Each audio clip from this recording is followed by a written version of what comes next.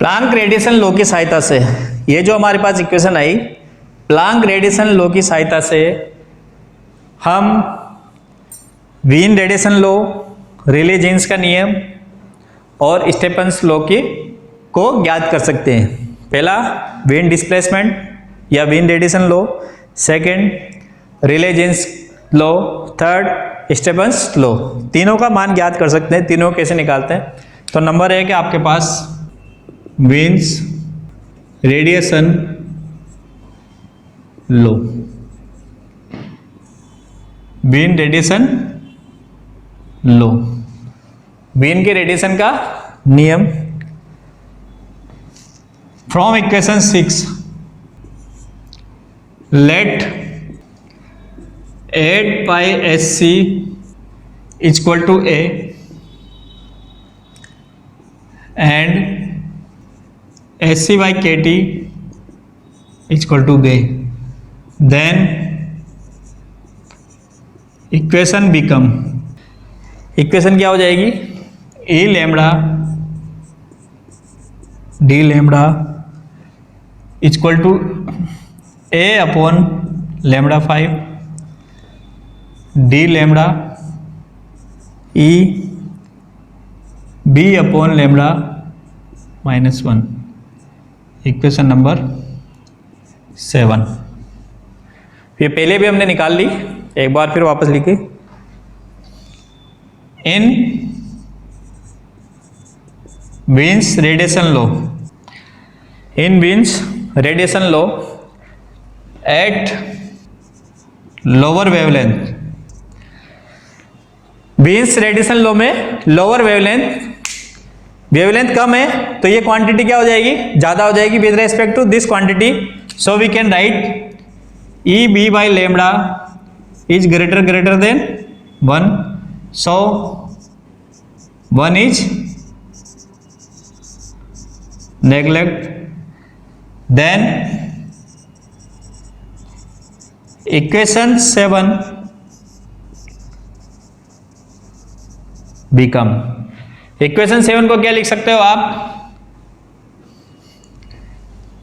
E lambda D lambda equal to A upon lambda 5, ये इससे greater है, neglect है, तो ये क्या हो जाएगा? E to the power minus B by lambda D lambda. This is known as Wien displacement law, Wien radiation law. Now second is Rayleigh, इसको Rayleigh Jeans law, Rayleigh Jeans law RELEIGH, Rayleigh Jeans law for higher wavelength, for higher wavelength. Higher wavelength के लिए क्या हो जाएगा आपके पास मान? Higher wavelength के लिए क्वांटिटी क्या हो जाएगी? कम हो जाएगी, ये वाली क्वांटिटी, ये क्वांटिटी कम हो जाएगी तो इसकी जो हायर पावर है, जो हायर पावर है वो हायर पावर का मान क्या हो जाएगा? धीरे धीरे कम होता जाएगा, उसको नेग्लिजिबल कर देंगे। तो जो क्वांटिटी है E SC by lambda KT is less than 1, तो इसको हम लिख सकते हैं SC lambda KT equal to 1 plus SC by lambda KT।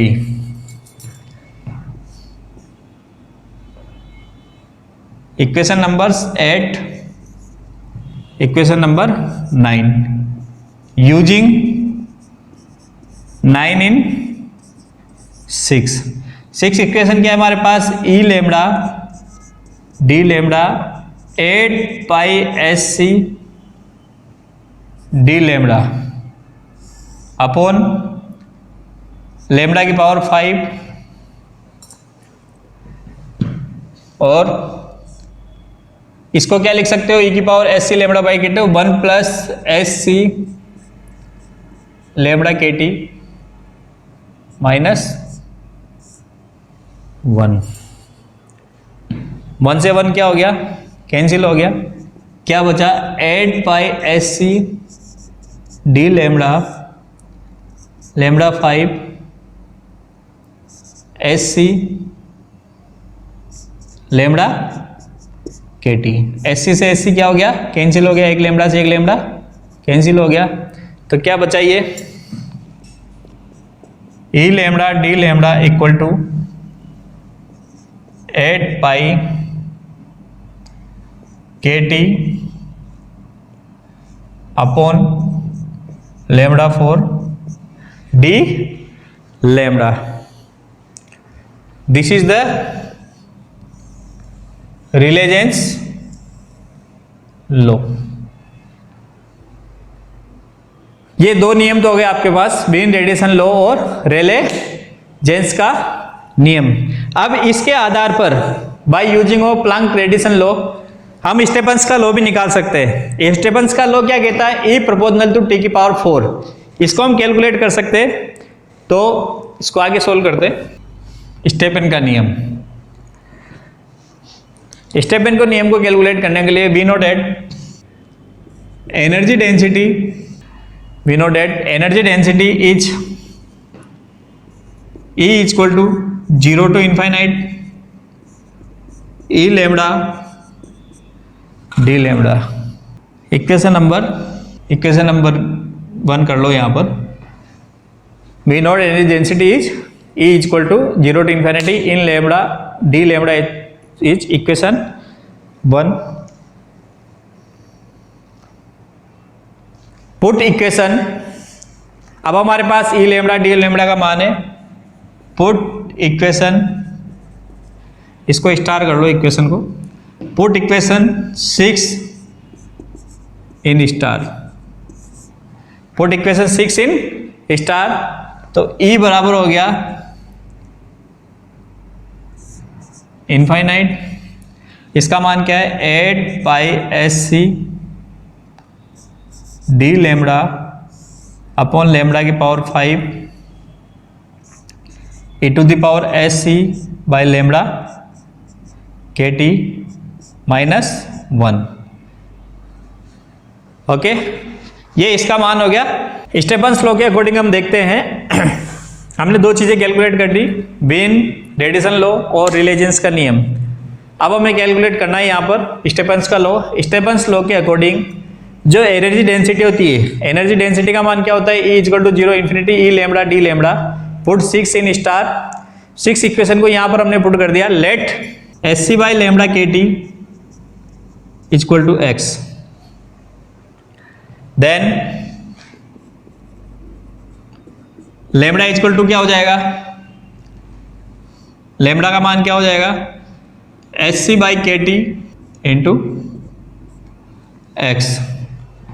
ठीक है, so D lambda equal to S C by के T 1 upon minus X square, minus X square हो गया। टेकिंग मैग्नीट्यूड, मैग्नीट्यूड का यूज करेंगे तो क्या हो जाएगा D lambda S C by के T 1 upon x square. Now using, इसको इक्वेशन नंबर 1 कर लो यहाँ से, equation number 2, equation number 3। Using equation number A, using A 2 and 3 in 1 में यूज करो तो ये हो गया E बराबर 0 to infinite 8 pi S C D lambda की जगह क्या लिख सकते हो आप एस सी बाई के T 1 upon x square. Okay, और लेमडा 5 की जगह क्या हो जाएगा एस सी बाई के टी x की power 5 e to the power x minus 1। Solve करो इसको, तो सोल्व करेंगे तो क्या हो जाएगा, e 0 to infinite 8 pi H C H square C square upon K T, X square X cube, तो क्यूब आ जाएगा ऊपर, तो ये हो गया X cube, divided by H C 5 और के टी के 5 T 5 e to the power x minus 1, और ये हो गया आपके पास dx। Now this cancel, 3 cancel out, तो क्या बचा आपके पास यहाँ पर 8 pi upon h cube C cube by k 4 t 4 integrate 0 to infinite x cube e to the power x minus 1 e बराबर, तो इसको हम क्या लिख सकते हैं, 8 pi k 4 t 4 upon h cube C cube 0 to infinite x cube e to the power x minus 1 dx, equation number 4। ये आपके पास इक्वेशन नंबर 4 आ गई। The solution of this equation is given as pi 4 divide by 15। इस integration का जो solution है वो है पाई की पावर 4 अपॉन 15। इसको हम यहाँ यूज करते हैं, तो ये हो गया आपके पास 8 पाई की power 5 K 4 t 4 15 H cube सी क्यूब ई बराबर, ये तो आपके पास आ गया फॉर्मूला स्टेफन्स नियम के रेस्पेक्ट में एनर्जी। अब यहाँ पर देखो, ये कांस्टेंट, ये कांस्टेंट, ये कांस्टेंट, ये कांस्टेंट है सारा, तो late 8 pi 5 K 4 divided by 15 H cube C cube equal to sigma, then E बराबर क्या हो जाएगा, सिग्मा टी की power 4, E equal to sigma T की पावर 4, जहां पर ये जो मान है इसकी वैल्यू आ जाती है 5.67 इंटू 10 की पावर माइनस 8। ये इसका मान है, किसका मान है, ये सिग्मा का। सिग्मा बराबर 5.67 इंटू 10 की पावर माइनस 8, और इसका जो रिजल्ट है ई की power e equal to sigma T की पावर 4। तो जो स्टेफन्स लॉ होता है वो यही कहता है ई प्रोपोर्शनल टू टी की पावर 4।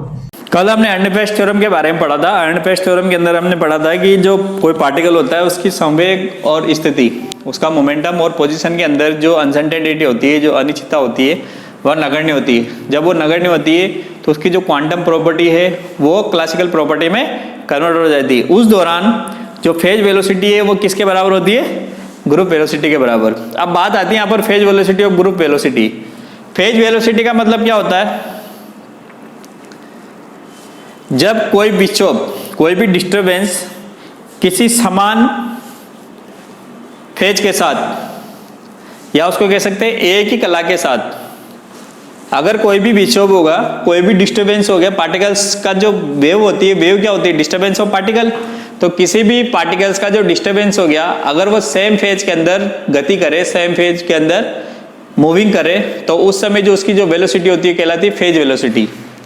क्या कहलाती है, फेज वेलोसिटी, या उसको कहते हैं वेव वेलोसिटी।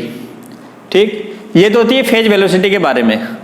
लेकिन जो ग्रुप वेलोसिटी है उसको आधार मान के दिया, वो हम बाद में डिस्कस करेंगे। लेकिन ग्रुप वेलोसिटी का मतलब क्या होता है, एक ग्रुप लिया जाता है जब एक वेलोसिटी किसी क्वांटिटी को या किसी कंडीशन को सेटिस्फाई नहीं कर सकती हो, तो उस समय एक श्रोडिंगर के अकॉर्डिंग एक नया कंसेप्ट दिया गया। उस कंसेप्ट में श्रोडिंगर ने बताया कि जो वेलोसिटीज होती है वो एक ग्रुप के फॉर्म में होती है। किस फॉर्म में होती है? ग्रुप के फॉर्म में होती है। जो पार्टिकल्स जो ग्रुप के फॉर्म में होते हैं, तो जो बाहरी आवरण होता है उसका बाहर वाला, जैसे इधर देखो, ये पहले वाली में तो क्या हो गया, कोई पार्टिकल मूव कर रहा है, अगर ये सेम फेज में, तो ये फेज वेलोसिटी हो गई इसकी। फेज क्या होगा इसका? सेम होगा।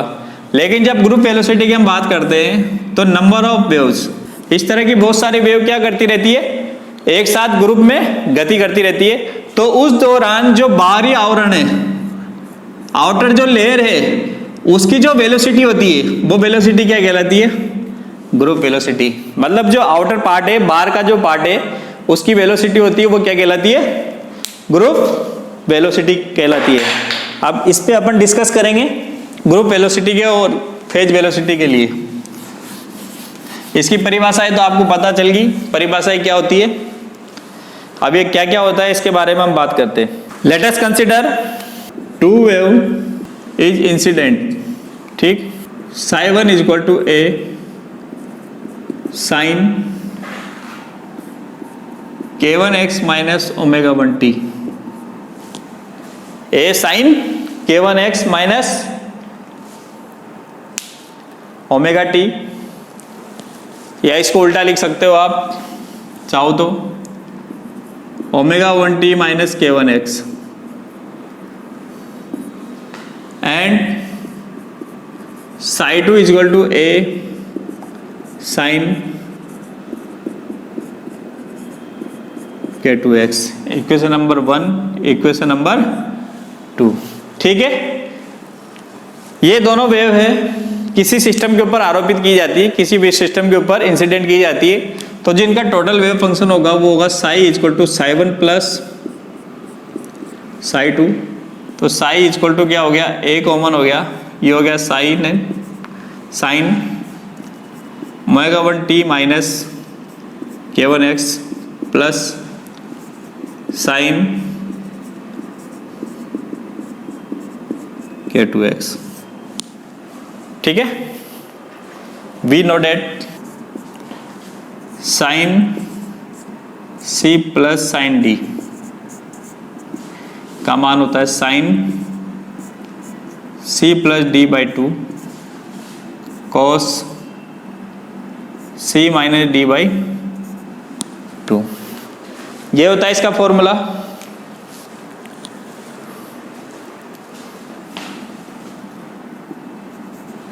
To sine c plus d by 2 cos c minus d by 2। Equation number क्या हो गया 3, equation number 4। Now from equation 3 and 4, now from equation 3 and 4, equation 3 और 4 का हम यूज करेंगे। ये कंडीशन हमने यहाँ लगानी है ऊपर, तो जब कंडीशन लगाएंगे तो क्या हो जाएगा, साई इक्वल टू 2a तो बाहर आ गया, अंदर क्या बच जाएगा, साइन c का मान क्या है, omega t minus k1x plus omega 2t minus k2x divided by 2, ठीक। Cos omega 1t minus k1x minus omega 2t minus k2x divided by 2। ये हमारे पास कंडीशंस आ गई, तो इसको हम लिख सकते हैं यहाँ से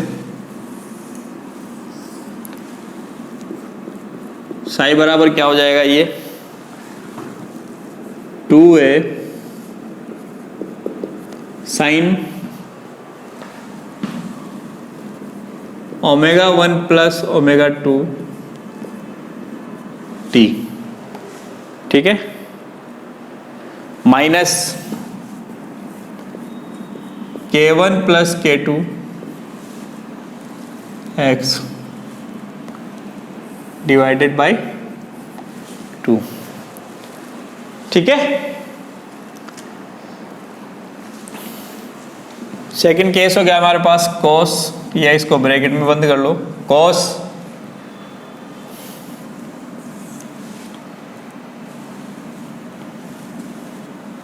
के साथ क्या आ जाएगा, ω1 minus ω2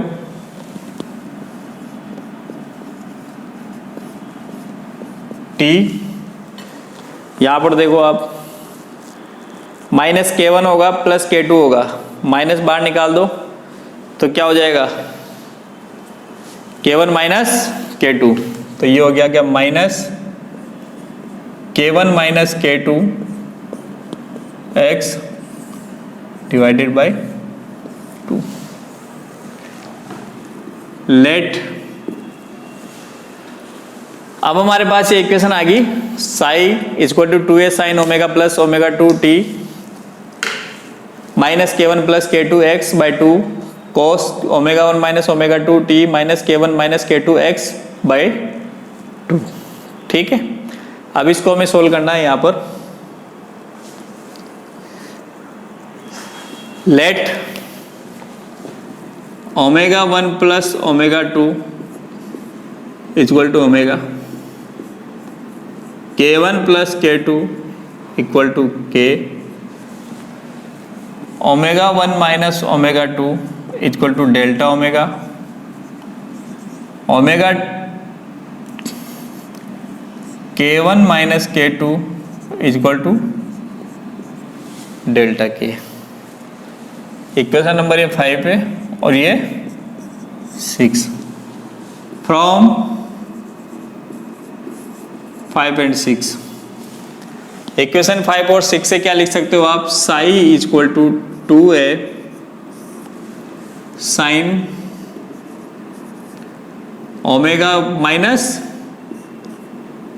omega t minus k x divided by 2 cos delta omega minus delta omega t minus delta k x divided by 2।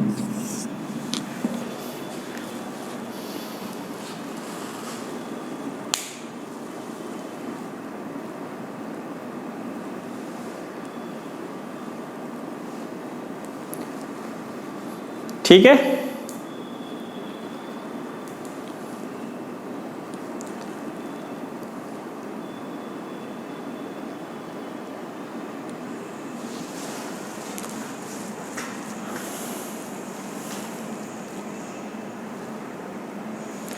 चलो इसको यहां से, ये दो भी कांस्टेंट है तो इसको भी मान लेते हैं, तो यहां से दो क्या हो जाएगा, रिमूव हो जाएगा, इसकी जरूरत नहीं पड़ेगी अपने को। तो हमारे पास जो इक्वेशन आएगी वो हो गई psi equal to 2a sine omega t minus k x cos delta omega t minus delta k x, ठीक। तो इक्वेशन होगी आपके पास 2a cos delta omega t minus delta k x sine omega t minus k x, let a equal to 2a cos delta omega t minus delta k x that is amplitude, क्या है ये, आयाम। सो Sai equal to क्या हो जाएगा, a sine omega t minus k x.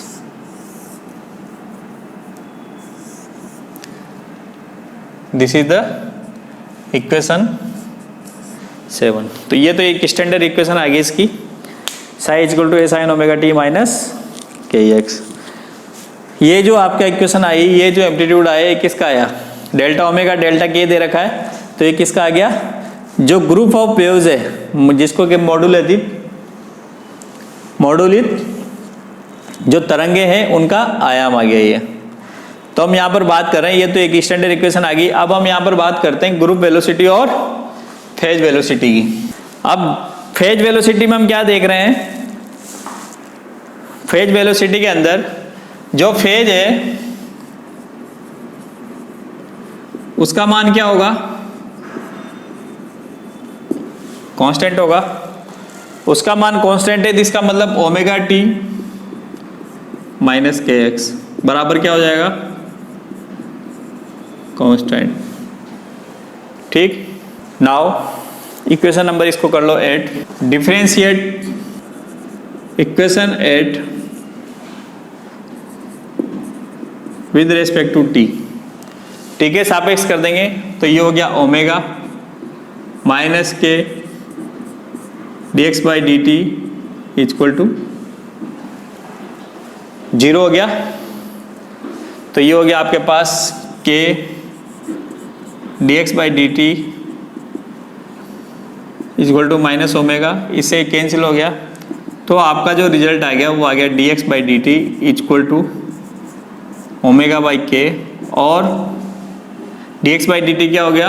B P phase velocity बराबर क्या हो जाएगा? ओमेगा बाई के। फेज वेलोसिटी बराबर क्या हो जाएगा? ओमेगा बाई के। तो ये तो आ गया आपके पास फेज वेलोसिटी, कला वेग। अब हम बात करते हैं ग्रुप वेलोसिटी की।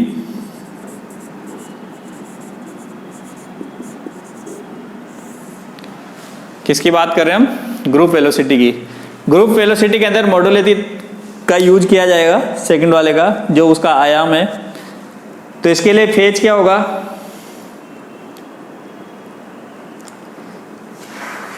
इसका फेज भी क्या होगा? कांस्टेंट, लेकिन वो क्या होगा? मॉड्यूलिटी तो होगा। तो होगा delta omega t minus delta k x बराबर कांस्टेंट। तो यहां पर इसको देखो, differentiate with respect to t. T के सापेक्ष इसको डिफरेंशिएट करो तो ये हो गया आपके पास delta omega minus delta k d x by d t, तो बराबर 0। तो क्या आपके पास d x by d t equal to delta omega by delta k. ये क्या कहलाता है? ठीक है। तो delta omega upon d k if t tends to 0। अगर t 0 की तरफ मूव करता है तो according to definition of differentiation, definition of continuity, कुछ भी कह सकते हो, उसके लिए क्या होगा? इफ t टेंड्स टू 0 तो bg बराबर क्या हो जाएगा? डी ओमेगा बाई डी के। तो हमारे पास जो फेज वेलोसिटी है वो क्या आ जाती है? Omega by k. Group velocity क्या आ जाएगी हमारे पास? D omega by D k. ये दोनों चीजें आपको याद रखनी है। Now the relation between, now यही स्टार्ट कर देते हैं इसको। Relation between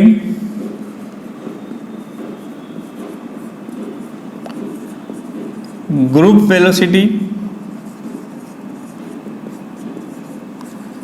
and phase velocity, इन दोनों के बीच में क्या निकालना है? संबंध निकालना है। वी नो बीजी बराबर क्या होगा? डी ओमेगा बाई डी की। ठीक। एंड बीपी बराबर क्या हो जाएगा? ओमेगा पाई के, और we can say omega equal to क्या हो जाएगा? बीपी इंटू के। Vp इंटू क्या हो जाएगा, नाउ Vg बराबर d बाई डी के Vp के। तो इसको क्या लिख सकते हैं हम, Vp plus k d Vp by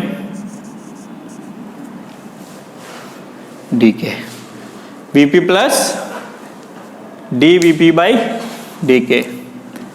now Vg equal to Vp plus k d Vp by d del lambda divided by D k by d lambda.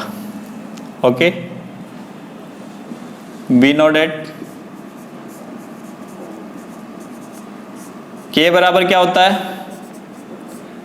2 pi by lambda हो गया। तो D k by d lambda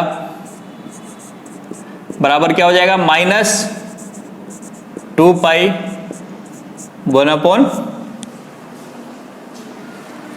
lambda square. और इसको हम लिख सकते हैं minus 2 pi by lambda 1 upon lambda. और 2 पाई बाई लेमड़ा क्या हो गया, तो D k by d lambda बराबर, इसको क्या लिख सकते हो आप, माइनस के बाई लेमड़ा। ये कर लो आप equation number A, equation number B. From A and B,